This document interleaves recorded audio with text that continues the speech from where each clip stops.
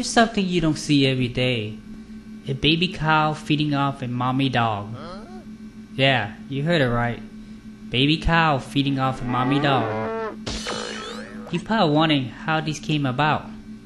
Well, let me tell you. When baby cow came out, for some reason, the mommy cow refused to breastfeed the baby. So owner decided to take the baby home and nurse it before baby cow starved to death.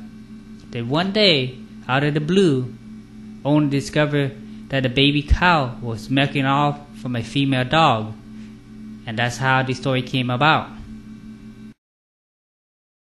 This is a very touching story, but somehow I just can't help laughing at what I see.